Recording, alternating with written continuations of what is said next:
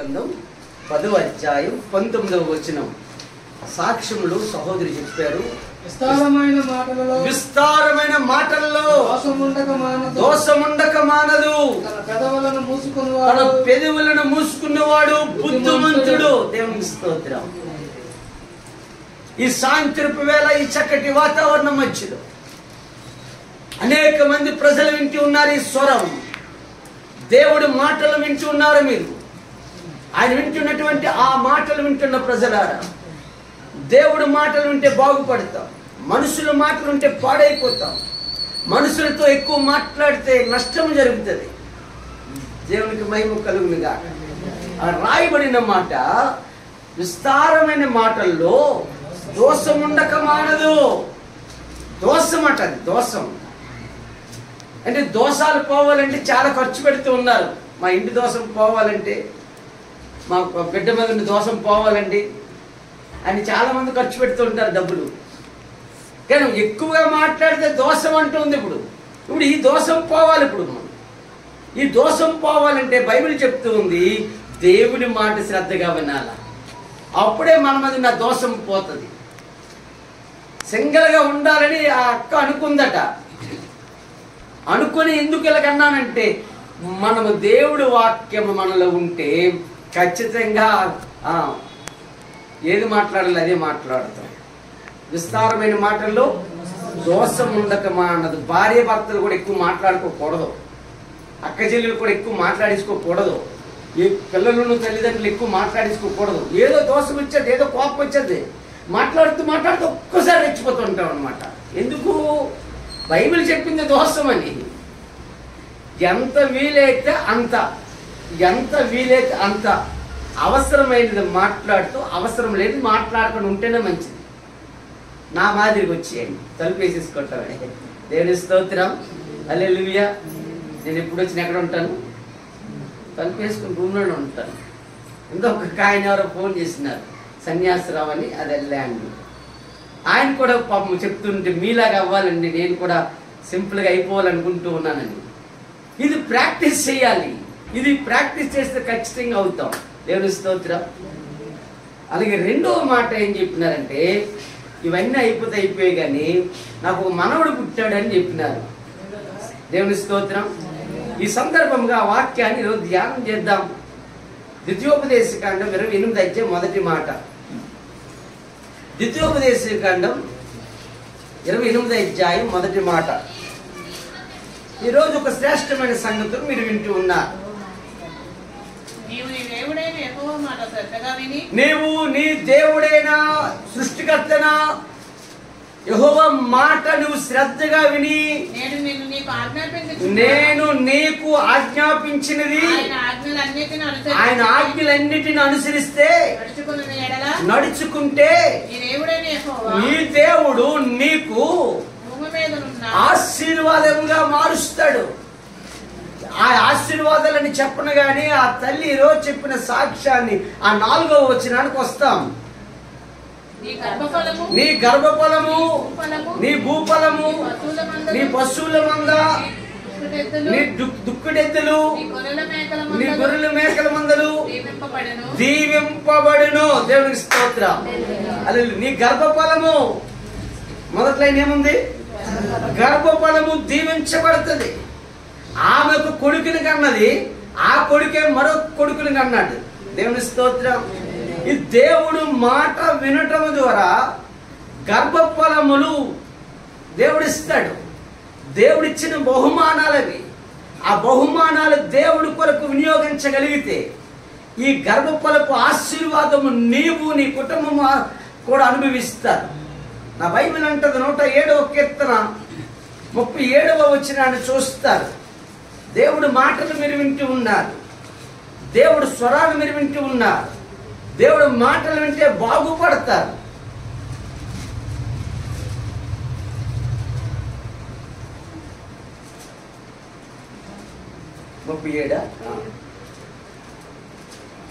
వాటి వలన 107 దేవునికి మహిమ కలుగునుగాక. దేవుని స్తోత్రం. చదవండమ్మా. వాటి వలన సస్యఫల సమృద్ధి పొందినట్లును ఆయన ఆకలి పొందిన వారిని అచ్చట కాపురం ఉంచెను. మరియు ఆయన వారిని ఆశీర్వదింపగా వారు అధికముగా సంతానాభివృద్ధి నొందిరి. వారిని దేవుడు ఆశీర్వదించగా వారు ఏమయ్యారట? సంతానాభివృద్ధి జరిగిందట. దేవుడు ఆశీర్వదిస్తేనే సంతానాభివృద్ధి జరుగుతుంది. దేవుడు ఆశీర్వదిస్తేనే గర్భఫలము సమృద్ధిగా ఉంటుంది. దేవుడు ఆశీర్వదిస్తేనే పాడి పంటలు ఆశీర్వదించబడతాయి. దేవుడు ఆశీర్వదిస్తేనే మన చేతి పనులు ఆశీర్వదించబడతాయి. దేవుడు ఆశీర్వాదము ఎవరైతే పొందుతారో మరి మిగతా వాళ్ళకి కూడా వచ్చారంటే మిగతా వాళ్ళకి నీకు నాకు ఉన్న తేడా ఏమిటంటే మనం వచ్చిన బహుమానముతో దేవుని స్తుతిస్తాం, వచ్చిన బహుమానముతో దేవుని గణపరుస్తాం, వచ్చిన బహుమానముతో దేవుడి సన్నిధిలో ఆనందిస్తాం. అది ఎన్నటికీ మరిచిపోకుండా ఆ బిడ్డలను ప్రభువు కొరకు మనం పెంచుతాం. దేవుడిచ్చిన బహుమానం 128వ కీర్తన 3వ వచనాన్ని మీరు చదువుతారు. 128వ కీర్తన 3వ వచనాన్ని చదువుతూ ఉన్నారు మీరు. నీ లోగిట నీ భార్య ఫలించు ద్రాక్షావళిగా ఉంటదట. నీ భోజనపు బల్ల చుట్టూ నీ భోజనపు బల్ల చుట్టూ ఒలీవ మొక్కల వలె ఉందురు. దేవునికి మహిమ కలుగును గాక. దేవునికి స్తోత్రం. హల్లెలూయా. లేఖనాల్లో నుంచి మీరు చూస్తూ ఉన్నారు. అక్కడ రాయబడిన మాట మరొక మాట చదువుతారు. నీ లోగిట నీ భార్య ఫలించు ద్రాక్షావల్లిగా ఉంటది. నీ భోజనపు బల్ల చుట్టూ నీ పిల్లలు ఒలీవ మొక్కల వలె ఉంటారు. దేవుని స్తోత్రం. ఇప్పుడు సూర్యనారాయణ గారు లక్ష్మమ్మకి 2 బిడ్డలు. ఆ 2 బిడ్డలుకి మరొక బిడ్డ యాడైంది, మరొక కోడలు కూడా యాడైంది. ఇప్పుడు వారు వచ్చారనుకుందాం. ఆ కూతురు వచ్చింది, కోడలు వచ్చింది, కొడుకు వచ్చాడు, ఇప్పుడు మనవడు వచ్చాడు. వీళ్ళందరూ బల్ల చుట్టూ ఎలా కనబడతారట? ఒలీవ మొక్కల వలె కనబడతారట బల్ల చుట్టూ. ఎంత సందడిగా ఉంటుందో. ఒక్కొక్కసారి మా పల్లెటూరులో పండగకి వెళ్ళినప్పుడు చూడాలి. ఇప్పుడు అంటే కొద్దిగా తగ్గిందేమో కానీ నేను చిన్నప్పుడు నేను గ్రామంలో ఉండేటప్పుడు పండగ అంటే ఏ ఊళ్ళున్నా వచ్చేసి ఆ ఇల్లు అంతా కూడా చాలా సందడిగా ఉండేది. అందరూ ఒకే దగ్గర కూర్చొని భోజనం చేస్తుంటే అందరూ ఒకే దగ్గర ఉండి ఆ ఆనందం వేరు. కానీ బైబిల్ అది ఎప్పుడో చెప్పింది. ఎలా చెప్పిందంటే నీ బిడ్డలు నీ బల్ల చుట్టూ ఒలీవ మొక్కల వలె ఉంటారు. అంటే దేవుని మాట వినేవారు, దేవుని మాట శ్రద్ధగా వెదికేవారు, ఆయన మాటను గైకొనేవారు. ఇంటిలో ఏముంటది అంటే ఒలీవ మొక్క ఉంటుంది. ఒలీవ మొక్క అనగానే అదొక ఔషధము, అదొక మెడిసిన్ లాంటిది. ఒలీవ మొక్క అనగానే అది సువాసన, ఒలీవ మొక్క అనగానే అది ఎదుగుదల, ఒలీవ మొక్క అనగానే అది గొప్ప ఆశీర్వాదం. ఈ ఒలీవ మొక్కలాగా ఎందుకు పోల్చాడంటే నీ పిల్లలు అలాగ సువాసనగా ఉంటారు సమాజంలో. నీవు నీ కుటుంబము అనేక మందికి దీవెనగా ఉంటారు. అనేక మంది కన్నా మీరు కొద్దిగా ఎదుగుతారు. మీరు అనేక మందికి మీరు అప్పిచ్చేవారుగా మారుతారు. మీరు అనేక మందికి ఇష్టలుగా జీవిస్తారు అని దాని అర్థం. 127వ కీర్తనలో కూడా ఈ మాట రాసి ఉంటది. ఆ 3వ వచనం అది కూడా కుమారులు యెహోవా అనుగ్రహించు స్వాస్యము, గర్భఫలము ఆయనిచ్చే బహుమానము. బహుమానము. దేవుని స్తోత్రం. గర్భఫలం ఎవరిచ్చారండి? గర్భఫలము దేవుడే ఇచ్చాడు. నిన్న సహోదరి ఫోన్ చేసింది. ఈరోజు పాస్టమ్మ గారు చేసినట్టుంది. పాస్టమ్మ గారితో మాట్లాడకుండా నాతో మాట్లాడడానికి అర్జెంటుగా బ్రదర్కి ఇవ్వమంటుంది. ఏంట్రా బాబు ఏమైనా అయిపోయిందేమో, అర్జెంటుగా ఇవ్వమంటుంది. నా గుండెల్లో ఒక దడ పుట్టింది. ఆమె ఆనందము నాకు విషాదముగా కనబడింది. అంటే నాకు తెలియదు కదా నాకు ఏమైపోయిందో అర్జెంటుకి బ్రదర్కి ఇవ్వనంటే నేను వేరే విధంగా ఆలోచిస్తూ ఉన్నాను. ఫోన్ తీసుకుని మాట్లాడితే బ్రదరు నాకు మనోడు పుట్టాడని ఆ యాంగ్జైటీ చూడాలి, ఆ ఆనందం చూడాలి. నా ఫోన్లోనే ఏమి ఆమె మైండ్ కనబడుతుంది, ఆవిడ వాతావరణం కనబడుతుంది. చాలా సంతోషంగా ఉంది అక్కగారు, ఈ సంతోషం కరకాలం ఉండాలని మనసులో అనుకున్నాను. దేవుని స్తోత్రం, హల్లెలూయా. ఎందుకంటే గర్భఫలం దేవుడిచ్చాడు. దేవుడిచ్చిన బహుమానాన్ని చూసినప్పుడు ఆ ఆనందం వేరు, ఆ యాంగ్జైటీ వేరు. నాకు కూడా బిడ్డలు పుట్టినప్పుడు ఆ ఆనందము వర్ణించలేను.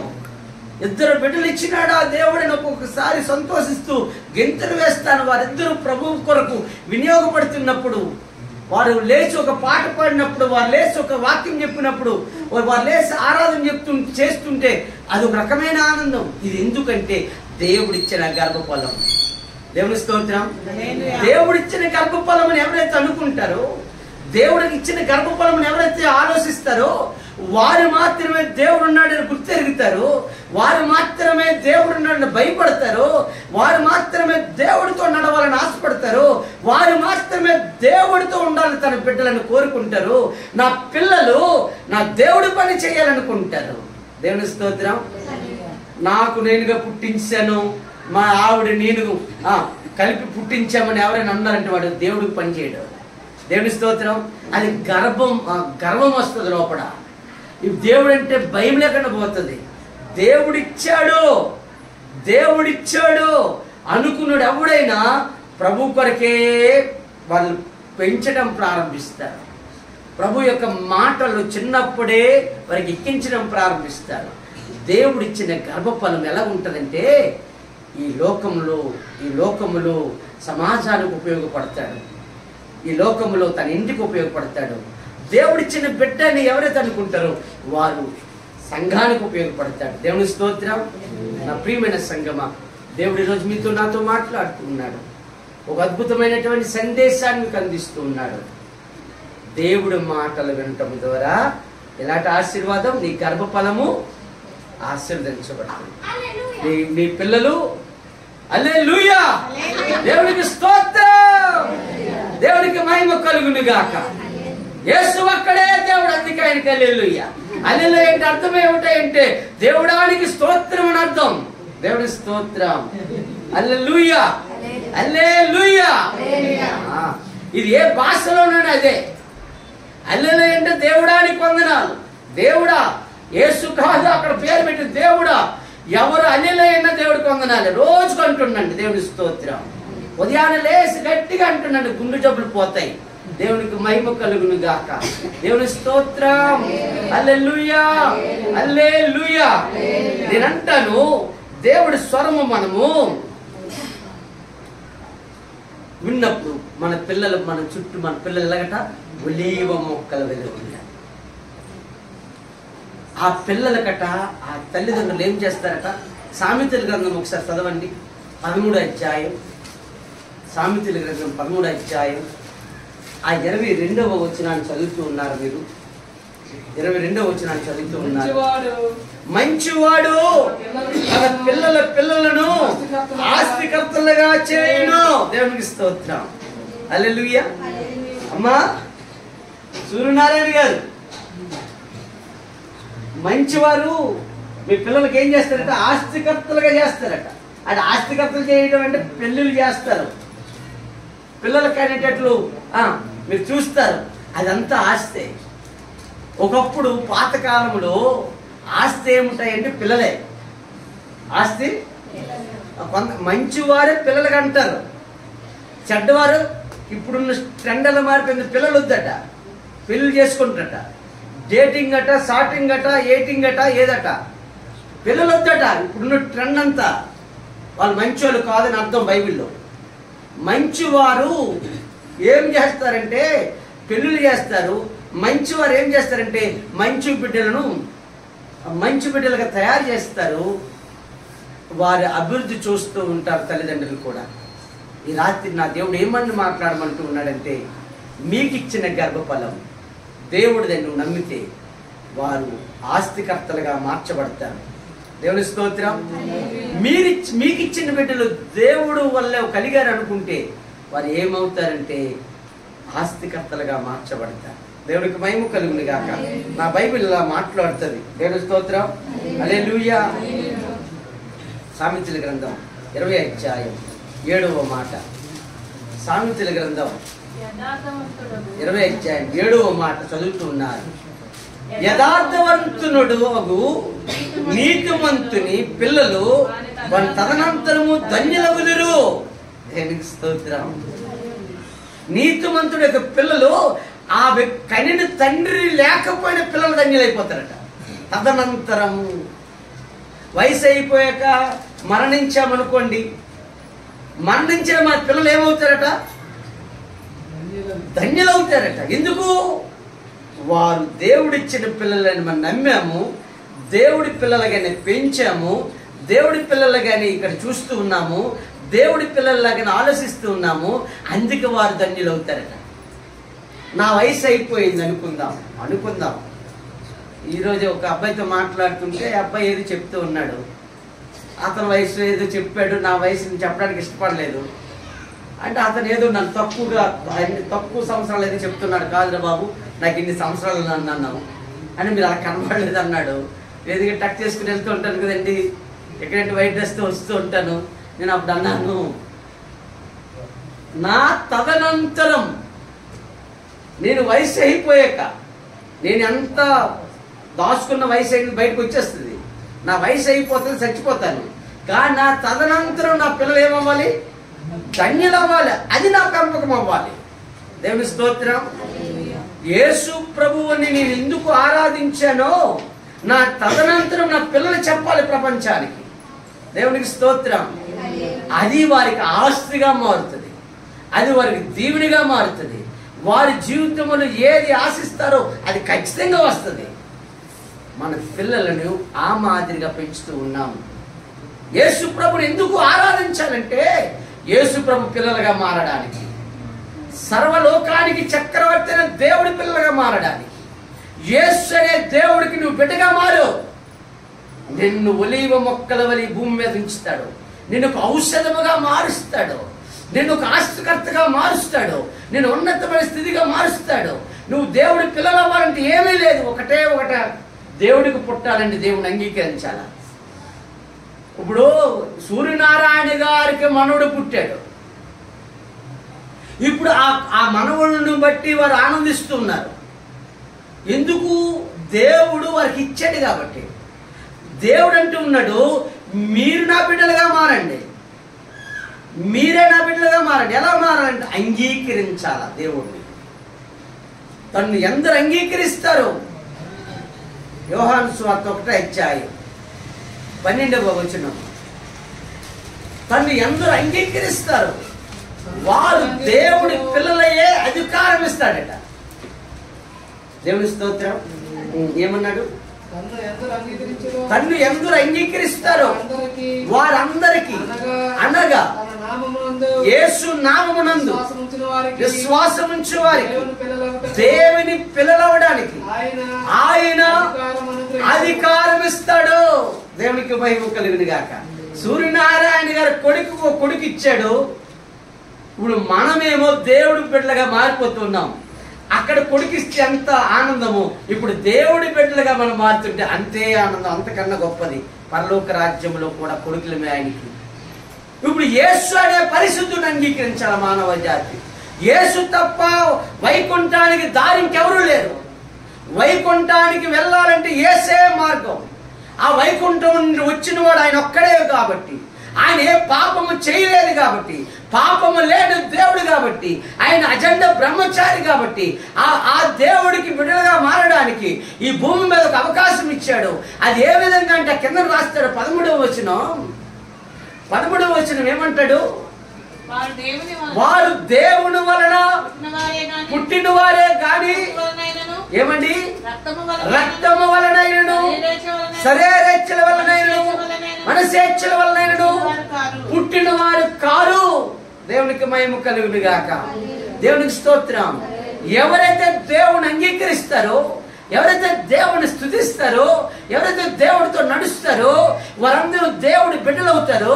ఆ బిడ్డలు ఎలా అవుతారంటే ఇద్దరు భార్య భర్తల వల్ల కాదు, ఇది ఇంకొక రక్తం ఎక్కించడం వల్ల కాదు, ఇంకేదో సరగాపి వల్ల లేకపోతే ఐవీఎఫ్ వల్ల పుట్టిన వారు కాదు. ఎలాగవుతారంటే ఆయన ద్వారా, ఆయన అంగీకరించడం ద్వారా, ఆయన నామాన్ని హెచ్చించడం ద్వారా, యేసు అనే పరిశుద్ధిని అంగీకరించడం ద్వారా మానవ జాతి దేవుడికి బిడ్డలు అవుతారు. దేవుని స్తోత్రం, హల్లెలూయా, దేవునికి స్తోత్రం. దేవుడి బిడ్డలు అవ్వడం అంటే దేవుడికున్న లక్షణాలను స్వీకరించడమే, మతాన్ని స్వీకరించడం కాదు, కులాన్ని స్వీకరించడం కాదు. మతము స్వీకరిస్తే ఏ వ్యక్తి కూడా పరలోకానికి వెళ్ళడు, వైకుంఠానికి వెళ్ళడు. కులాన్ని హై చేస్తే మానవ జాతి పరలోకానికి వెళ్ళడు. ఎవరితోటి నువ్వు ఉంటే పరలోకానికి వెళ్తావు అంటే ఆ పరలోకానికి లేడరని యేసుతో ఉంటేనే పరలోకానికి వెళ్తాం. దేవుని స్తోత్రం. యేసుకు పుట్టాలి, నేను యేసు కుమారుడిగా పిలువబడాలి, యేసు నామాన్ని గణపరచాలి, యేసు ఉన్నతమైనటువంటి ఆలోచనలను స్వీకరించాలి. దేవుని స్తోత్రం, హల్లెలూయా, దేవునికి మహిమ కలుగును గాక. 1 తిమోతికి రాసిన పత్రిక 4వ అధ్యాయం 8వ వచనాన్ని కూడా మీరు చూస్తూ ఉన్నారు. 1 తిమోతికి రాసిన పత్రిక 4వ అధ్యాయం 8వ వచనాన్ని కూడా చూస్తూ ఉన్నారు. శరీర సంబంధమైన సాధకము కొంచెం మట్టిగా ప్రయోజనకరమవును గాని దైవ భక్తి ఎప్పటి జీవము విషయములోను రాబో జీవం విషయములోను వాగ్దానముతో కూడినదైనందున అది అన్ని విషయములో ప్రయోజనకరము. దేవునికి స్తోత్రం. ఏమిట్రా, ఎందుకురా భక్తి చేస్తూ ఉన్నావు, ఎందుకురా చర్చికి వెళ్తూ ఉన్నావు, ఎందుకురా యేసు నమ్ముకున్నావు అంటే 2 ప్రయోజనాలు. ఇప్పుడు బ్రతకడానికి, తదనంతరము బ్రతకడానికి ఎక్కడ కాదు, స్వర్గానికి వెళ్ళడానికి యేసు ఒక్కడే దారి, వైకుంఠానికి దారి ఒక్కడే. ఆయన మహాపరిశుద్ధుడు. యేసు ప్రభు వారు చెప్పారు, సవాలిచ్చినాడు ప్రపంచానికి, మానవ జాతికి సవాలిచ్చినాడు. నేను పరిశుద్ధుడిని కనుక మీరును పరిశుద్ధులు ఉండండి అని చెప్తూ మాట అన్నాడు. ఏమిట్రా మాట అంటే, నాలో పాపం ఉందని మీలో ఎవరైనా స్థాపించగలరా? నాలో పాపం ఉందని మీలో ఎవరైనా స్థాపించగలరా? నేనే ప్రపంచానికి దేవుని అన్నాడు ఆయన. దేవుని స్తోత్రం. పరిశుద్ధుడే దేవుడు. నాలాంటి వాడు దేవుడు కాలేడు, నాలాంటి వాడు దేవుడు కావడానికి అవకాశం లేదు. నన్ను కూడా చాలా మంది దేవుళ్ళు అంటూ ఉన్నారు. ఎవరైనా ఒక వ్యక్తిని బాగు చేసినప్పుడు, స్వస్థత నా ద్వారా వచ్చినప్పుడు, లేకపోతే వాళ్ళకి వైద్యం చేయించినప్పుడు నా దగ్గర చాలా మంది వచ్చి, ఆ రోజు మీరు లేకపోతే నేను చచ్చిపోయిండేవాడినండి, నాకు దేవుడు మీరే, ఏ దేవుడిని నేను చూడలేదంటాడు. ఒక ఆయన వచ్చి, ఒక అమ్మ వచ్చి ఎలా మాట్లాడుతుంటారు గ్రామాల నుంచి వచ్చినప్పుడు. నేను అంటాను, నేను మనిషిని, దేవుడు ఉన్నాడు, ఆ దేవుడే సృష్టికర్త అయిన వాడు. ఆ సృష్టికర్తను ఆరాధించి ఆయన బిడ్డగా మారిపో. ఆయనకి నువ్వు పుట్టాలా, నువ్వు యేసుకు పుడితేనే పరలోక రాజ్యం. దేవుని స్తోత్రం, హల్లెలూయా. సూర్యనారాయణ గారి కొడుకు పుడితే ఆ ఆస్తికి వారసులు అవుతారు. వీళ్ళు సంపాదించారనుకోండి, ఈ సంపాదన ఎవరికి వారసులు అవుతారు? మనవడే. కానీ ఇప్పుడు నేను ఎవరికి వారసులు అవుతున్నాను? దేవుడికి వారసుని, ఆయన సంపాదనకు నేను వారసుని. దేవుని స్తోత్రం. అమ్మా ఎలిషా, అమ్మా మనం ఏమవుతాం అమ్మా? అవునా, ఏమవుతాం? ఏటవుతామా? దేవుని స్తోత్రం, హల్లెలూయా. ఏమవుతాం? దేవుడు యొక్క బిడ్డలమైతే దేవుడి సంపదకు వారసులం. అక్కడ రాయబడిన మాట ఏముంది అక్కడ? దైవభక్తి ఎప్పటి జీవము విషయములోను రాబో జీవము విషయములోను అది అన్ని విషయములో ప్రయోజనకరం. ఇప్పుడు జీవ విషయంలో నీ భక్తి దేనికి? ఇప్పుడు మన పిల్లలు బాగుపడాలని, మనము బాగుపడాలని మన భక్తి దేనికి? ఓ తల్లి ఉదయాన్నే ఎందుకు ప్రార్థన చేస్తుంది? ఓ తండ్రి ఎందుకు ప్రతిరోజు ప్రార్థన చేస్తాడు? మా పిల్లలు ఈ రోజంతా కూడా క్షేమంగా ఉంచాలని. మన భక్తి దానికే. ఉదయాన్నే వేకుజామున ఎందుకు వస్తున్నాం? ఎందుకు వస్తున్నాం? అమ్మా ఎందుకు వస్తున్నావు అమ్మా? మన పిల్లల కొరకు ప్రార్థన చేసుకోవడానికి, మన భర్తల కొరకు ప్రార్థన చేసుకోవడానికి, మన దేశం కొరకు ప్రార్థన చేసుకోవడానికి, మన ఇరుగు పొరుగుల కొరకు ప్రార్థన చేయడానికి వస్తూ ఉన్నాం. ఎందుకు ఇప్పుడు బ్రతుకుతున్నప్పుడు కూడా బాగుండాలని కదా. దేవుని స్తోత్రం, హల్లెలూయా, దేవునికి స్తోత్రం. నా బైబిల్ అంటది మీరు ఇప్పుడు బ్రతకడానికి భక్తి సరిపోతుంది, చచ్చిపోయే కూడా మీ భక్తి సరిపోతుంది. దేవుని స్తోత్రం. ఇది ఎక్కడ కనబడదు మీకు, ఇందులో మాత్రమే కనబడుతుంది. ఈ భక్తి మాత్రమే కనబడుతుంది. ఇప్పటికీ మీరు భక్తి చేసుకుంటున్నారు. ఇప్పుడు కొరకు భక్తే, చచ్చిపోయే కూడా ఈ భక్తి ఉపయోగపడుతుంది. ఎందుకంటే జీవము గల దేవునికి చేరడానికి. చాలా మంది భక్తి చేస్తున్నారు కానీ ఆ పక్కోళ్ళు చేస్తున్నారు, వీళ్ళు చేస్తున్నారు. చాలా మంది ఆ పక్కోళ్ళు ప్రార్థన చేస్తే ఇరు ప్రార్థనే, ఆ పక్కోళ్ళు చర్చికి వెళ్తే ఇరు చర్చికే, మిగతా వాళ్ళు కూడా ఇంచుమించు అంతే. భక్తి వారికి సాధనకి చేయలేకపోతున్నారు. అక్కడేముంది? భక్తి ఏం చేయలేకపోతున్నారు? శారీరక సంబంధమైన సాధకము ప్రయోజకరమవును. దేవునికి స్తోత్రం. ఈ శారీరక సాధకం, ఉదయాన్నే లేవాలి, స్నానం చేయాలి, ఏమండి ఊగితులు తేవాలి, అగరబత్తులు సాధకం చేస్తున్నారు. మనోళ్ళు కూడా ఏం తేకపోవడం వచ్చి ప్రార్థన చేసుకుంటూ ఉన్నారు. ఇది కొద్ది మట్టిగా సరిపోతుందట. ఈ సాధకం, ఈ ఇచ్చిపుచ్చుకోవడాలు, దేవుడు కానుక ఇవ్వటాలు, ఇవన్నీ కూడా శారీరకంగా కొంత మెటీరియల్ ఇవ్వటం దేవుడికి. అది ఇవ్వద్దు అన్నది లేదు బైబిల్ గ్రంథం.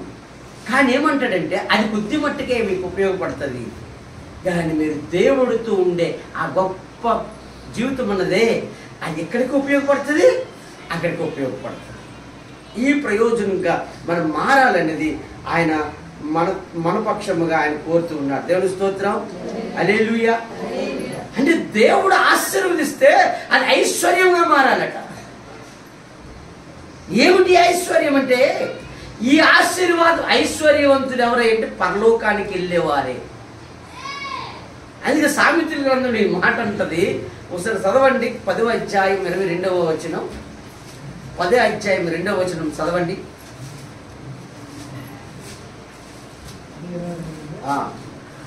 యెహోవా ఆశీర్వాదము ఐశ్వర్యమిచ్చును, నరుల కష్టము చేత ఆ ఆశీర్వాదము ఎక్కువ కాదు. దేవుని స్తోత్రం.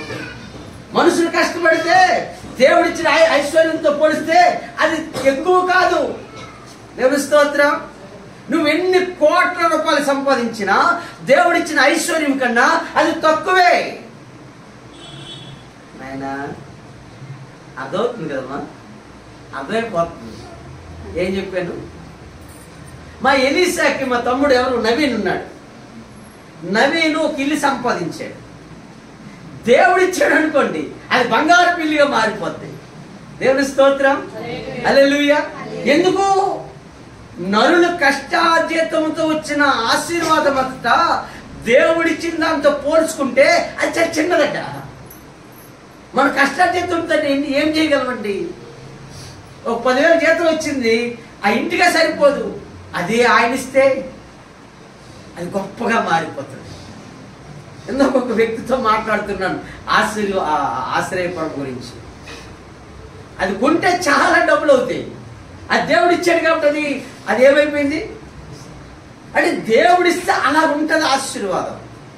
నేనేమంటానంటే ఇది భూ సంబంధమైన ఇల్లు, వాకళ్ళు, భూమిని, బంగారం. కానీ ఆయన ఇచ్చిన ఐశ్వర్యము గొప్పది. ఆ గొప్ప ఐశ్వర్యంకు నిన్ను వారసును చేయాలని నీవు ఆయన బిడ్డగా నువ్వు ఇప్పుడు రావాలి. ఆయన బిడ్డగా నువ్వు మారాలి. ఆయన బిడ్డగా ఆలోచన చేయాలి. ఆయన బిడ్డగా నువ్వు ఉంటే నీ గర్భఫలం ఈ భూమి మీద పరలోకంలో గొప్పగా మారిపోతారు. ఈ భక్తి ఇక్కడ గురించి అక్కడ గురించి. అందుకే ఎంత శ్రమ. ఉదయాన్నే వచ్చారు మీరు ప్రార్థనకి, మళ్ళీ ఇప్పుడు వచ్చారు ప్రార్థనకి. రేపు సాయంత్రం మా మేనకోళ్ళు ఏమైనా మేరీ దగ్గరికి వెళ్తారు. ఎల్లుండి మళ్ళీ మాసాంతరి కూడిక. నేనోటి బుర్రోటి తినేస్తాను ఉదయాన్నే ఆరాధన రమ్మని.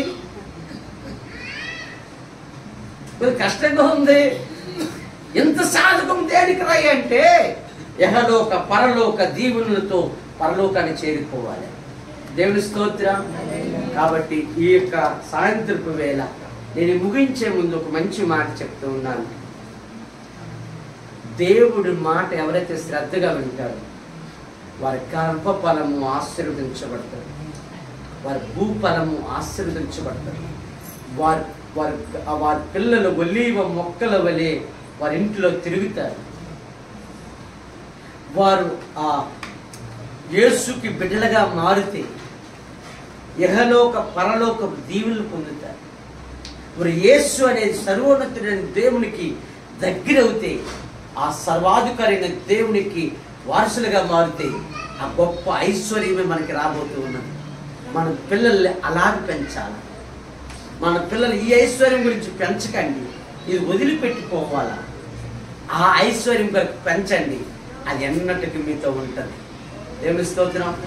ఎక్కడ మనకి బంగారం ఉన్న లేకున్నా, ఎక్కడ ఇల్లులున్నా లేకున్నా, ఇక్కడ ఇంకేదున్నా లేకున్నా, ఆ ఐశ్వర్యానికి మాత్రం ఒక అవకాశం ఇచ్చినాడు దేవుడు. ఆ ఐశ్వర్యవంతులు అవ్వడానికి దేవుడు మనల్ని ఎన్నుకున్నాడు. ఆ సర్వోన్నతుడైన దేవుని యొక్క నీడలోనికి మనం రాగలిగితే ఆ గొప్ప దేవుడు మన జీవితాల్లో ఆయన మన జీవితంలో ఖచ్చితంగా ఇవ్వబోతూ ఉన్నాడు. నేనేమంటానంటే,